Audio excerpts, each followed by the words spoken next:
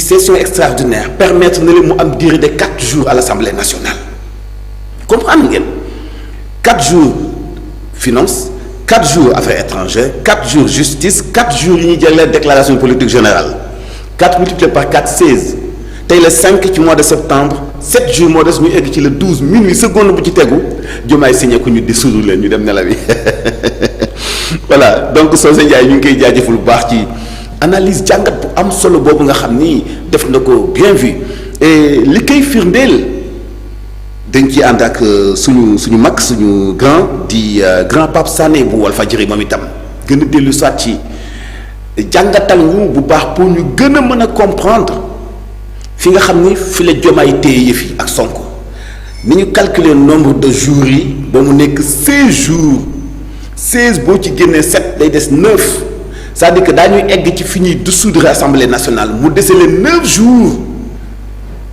yoo xamante ni bii xëy na daañu ko mën a continuer di kalañee waa Benno Bokk Yaakaar di leen këyit loo quoi pour leen ni leen xamoo leen politique pour ngeen gën a comprendre nañ seetaan élément wu Pape Sané bu Walfadjri pour ngeen xam.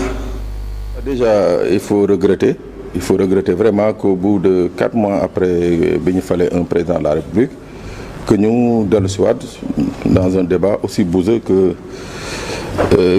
genre débat yi quoi. Ah, c'est pas prioritaire. Non je trouve pas que mu doon une priorité pour un état bi nga xam ne ci élection la jógee mu amoon ay urgence yi nga xam ne je crois que sénégalais yëpp ba ñi nga xam ne ñoo nekk au pouvoir urgence yooyu ñoom dañ ko campé woon dès le départ ne que ñoom lii mooy seen urgence donc bu ñu ñëwee dugal ñu ci débat bi c'est un débat bi nga xam ne pour moi mënoon na xaar parce que constitution li mu prévoir dafa leer nañ la constitution a prévu ay délai de dissolution ci assemblée nationale. Constitution prévoir na pouvoir au président de la République prévoir na pouvoir au assemblée nationale prévoir na ex donc je me dis que tey jii on est à 4 bientôt 5 mois bi ñu installé président Bassirou Diomaye tey Faye au pouvoir mu installé son gouvernement le 12 septembre en principe l'Assemblée nationale bi di am 2 ans.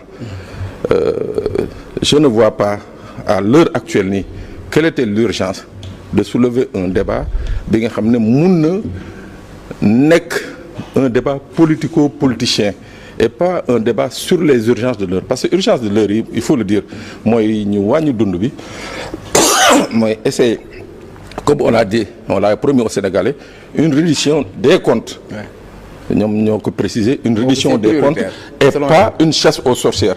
Alors tey lu ñuy constater mooy lan mooy benn débat bi nga xam ne soo ko xoolee mooy lañ doon casse depuis des années ne que le Sénégal ne peut pas être éternellement dans une campagne électorale. On nous ramène à ce débat-là aujourd'hui. Certes je dis certes président dafa confier woon Sénégalais yi promettre leen ne que bu faloo lii di conseil économique social et environnemental au conseil des collectivités territoriales da koy dissoudre ça c'est une promesse. Il a pensé tenir cette promesse en quoi faisant en saisissant Assemblée nationale pour demander leen ñu voter la suppression de ces deux. Mais tout le monde je dis pouvait imaginer que amul benn politicien sous nos cieux bi nga xam ne dana scier la branche sur laquelle sur laquelle il est assis. Donc loolu moom le débat était clair, net et précis.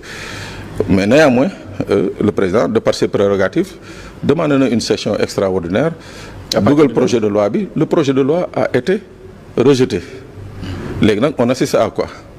On assiste à une riposte de Benno Bokk Yaakaar bu ne ñoom dañuy def motion de censure. Motion de censure on le rappelle encore c'est nu mu tuddati prérogative bu député la. prérogative bu député yi la. daaneel gouvernement. Alors quelques heures après président de la République génneewaat benn décret et par priorité daal di convoqué waat une nouvelle session extraordinaire ce qui fait que député yi li ñu convoqué woon.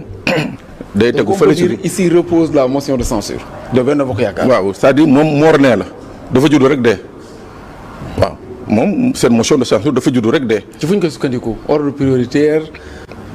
non c'est en fait l'article 84 moo may président de la République pouvoir boobu c'est-à-dire ba pare définir ko ni que bu amee ci assemblée nationale demander une session extraordinaire président bu demander bosam mooy prioritaire donc c'était prévu, c'est encadré hein, c'est tout à fait normal ci biir session extraordinaire ba président daal di si citer 4 points à l'ordre du jour dont la déclaration de politique générale mais soo xoolee un peu ñun suñu assemblée bi ni muy doxee entre bu ñuy convoquer une session la réunion du bureau bi saisir la commission technique chargée justement de cette affaire.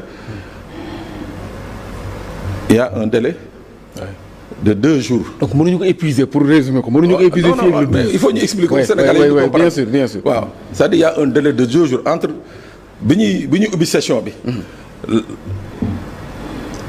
le bureau de l'Assemblée di daje. ak bu ñuy saisir la commission technique il y a déjà 48 heures. commission technique bi bu paree balaa ñoo dem plénière il y a 48 heures également. soo ko jëlee sur les 4 points c'est-à-dire benn point c'est 4 jours beneen point c'est 4 jours muy 8 jours beneen point c'est 4 jours muy 12 jours beneen point c'est 4 jours. 4 fois 4 16. muy 16 jours c'est 16 jours. waaw alors 16 jours yi donc on sortira même du cadre du délai légal de 15 jours. Ça veut dire quoi ça veut dire que avant ñoo egg le 12 peut-être que un ou au moins au plus 2 points. Sur le projet de loi du président 2 points yi nañuy jot a examiner après ñu jot le 12 jot le président peut carrément dissoudre l'Assemblée nationale voilà yi noonu lay demee kon def naa ni comprendre ngeen explication yu Pape Sané yooyee 4 multiplié par 4 égale 16 jours nga génne ci 7 jours yi des ci ñu egg ci le 12 mu def 9 jours alors ñoom seen validité bi nga xam ne sax war nañu ko am pour topp seen motion boobee nga xam ne moo ne laa koy woowee 15 jours donc la am sañ-sañ ba kon daanaka fan yeleen jomaay tawil sax daanaka du dundandoo na le kon motion de censure bi moom tubarkal la moom daa juddu dee wala sax dañ ko annoncé ni juddoogul sax daal dinay faatu waa Benno Bokk Yaakaar dañoo neex rek tubarkal la ci seen gént ñu nekk ba léegi jógee bu ñu ci mu ne day duma yi ñu leen duma ay costume